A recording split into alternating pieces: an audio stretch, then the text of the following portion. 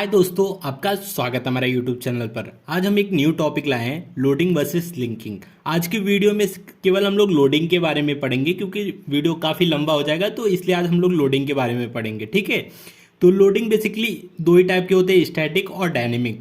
तो सबसे पहले हम लोग कोड की सहायता से जो हम लोग कोड करते हैं उसके हिसाब से समझते हैं कि लोडिंग क्या होता है। ठीक है, सी लैंग्वेज का जो सिंटैक्स है, कैसे मतलब लोड होता है मेमोरी में, उसके हिसाब से चलते हैं। ठीक है, तो आप सबसे पहले क्या करते हैं, डॉट सी नाम का एक फाइल बनाते हैं। ठीक है, सी लैंग्वेज में डॉट सी नाम का। ठीक है, फिर जो आपने डॉट सी नाम की फाइल में आपने जो भी कोड किया रहता है उसको आप क्या करते हैं, कंपाइल करते हैं।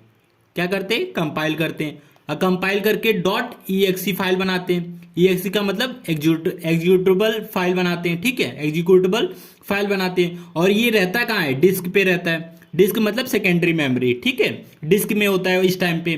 फिर और ये डॉट ई में क्या होता है, डॉट ई में इंस्ट्रक्शन और डेटा होता है। इंस्ट्रक्शन और डेटा होता है। ठीक है, डॉट ई में इंस्ट्रक्शन और डेटा होता है। और इस इंस्ट्रक्शन और डेटा को हमें कहाँ लोड करना होता है, मेमोरी में करना होता है। मेमोरी मतलब रैम में करना होता है। ठीक है, इस चीज को हमें कहाँ लोड करना होता है, लोड कहाँ करना होता है, मेमोरी में करता है। ये जो लोड करते हैं, ठीक है, मेमोरी में, यही कॉन्सेप्ट है लोडिंग। तो लोडिंग दो तरह से किया जाता है, एक स्टैटिक और एक डायनेमिक।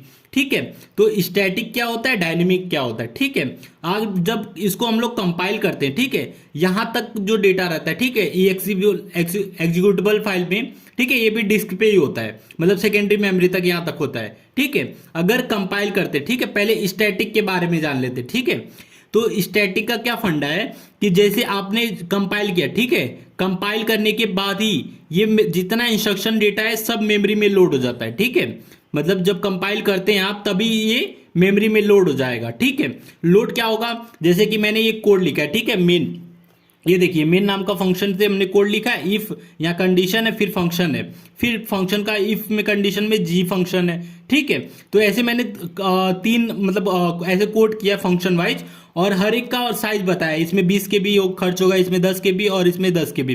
तो टोटल साइज कितना है, 40 के बी। मतलब हमारे इनिशियल क्या होगा, ये जो 40 के बी है, स्टैटिक में 40 के बी पहले ही कंपाइल टाइम पे मेमोरी में लोड हो जाएगा। ठीक है, कंपाइल टाइम पे मेमोरी में लोड हो जाएगा 40 के बी। ठीक है, और जब 40 के बी लोड हो जाएगा तो इससे क्या होगा, मेमोरी में आप समझ लीजिए कोई भी चीज को आप एक्सेस करना चाहते हैं, ठीक है, एफ फंक्शन को, तो फटाक से मेमोरी में से एक्सेस कर सकते हैं, क्योंकि सारा डेटा हमारा मेमोरी में पड़ा हुआ है। ठीक है, तो ये फायदा हुआ स्टैटिक का। ठीक है, डायनेमिक में क्या होता है, डायनेमिक में जब आप कंपाइल करते हैं, ठीक है, कंपाइल के टाइम पे मेमोरी में कुछ अलोकेट नहीं होता है। ठीक है, वो कब होता है, रन टाइम पे। ठीक है, जब आप इसको रन करते हैं यहाँ, ठीक है, तो सारे इंस्ट्रक्शन और डेटा हमारे रिक्वायरमेंट के हिसाब से मेमोरी में रन होता है। ठीक है, अगर आपको एफ फंक्शन चाहिए तो एफ फंक्शन हमारे रिक्वायरमेंट पे होगा। ठीक है, इनिशियली 20 के बी ही मतलब मेमोरी में होगा। ठीक है, 20 के बी मेमोरी में जाएगा क्योंकि मेन फंक्शन है। ठीक है, 20 के बी मेमोरी में लोड है। अब इसके बाद हम लोग को जितना जरूरत है उसके हिसाब से आएगा। अगर एफ फंक्शन की जरूरत है तब आएगा 10 के बी, और जी फंक्शन की जरूरत है तो फिर 10 के बी ये, 10 के बी ये, 20 के बी आ जाएगा। ठीक है, तो हमारे रिक्वायरमेंट के हिसाब से मेमोरी में लोड होगा। ठीक है, ये डायनेमिक का फंडा है। ठीक है, अब डिफरेंस देखिए, जब आपको मेमोरी में अवेलेबल नहीं है तो इसमें कैसा होता है, टाइम लेट होता है। ठीक है, इसको जाएगा ये सेकेंडरी मेमोरी में, मेमोरी क्या करेगा, सेकेंडरी मेमोरी में जाएगा। ठीक है, यहाँ सेकेंडरी मेमोरी में जाएगा, यहाँ से सर्च करके लोडर क्या करेगा, मेमोरी में डालेगा। ठीक है, मेमोरी में से फिर से आएगा तो इसको एक्सेस करेगा। ठीक है, तो यहाँ क्या होता है, इसमें जो एक्सेस टाइम हो, ठीक है, डायनेमिक में एक्सेस टाइम स्लो हो जाता है और स्टैटिक में एक्सेस टाइम ज्यादा हो जाता है। ठीक है, मतलब कम टाइम में एक्सेस कर लेता है और डायनेमिक ज्यादा टाइम लेता है फिर एक्सेस करता है। ठीक है, और दूसरा एडवांटेज क्या है, ठीक है, तो पहला जो डायनेमिक है, ठीक है, डायनेमिक में हम लोग जो स्पेस है वो कम लेते हैं। क्यों,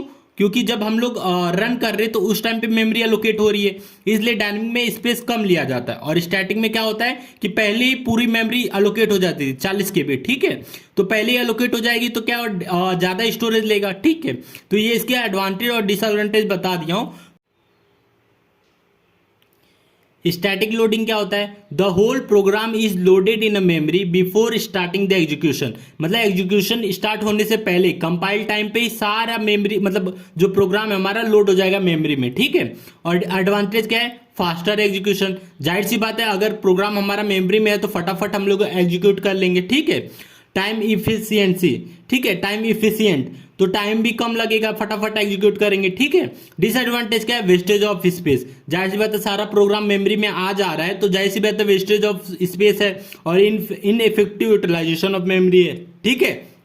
दूसरा है हमारा dynamic loading, the whole program is loaded in memory for its requirement at the time of execution, जैसे हम लोग जब हमारा रिक्वायरमेंट रहेगा, ठीक है, उसके हिसाब से मेमोरी में हमारा प्रोग्राम आएगा, ठीक है, हम लोड करेंगे, ठीक है। ये है डायनेमिक लोडिंग। और इसका डिसएडवांटेज पहले देख लेते हैं, slower execution as a compare to static loading, ठीक है।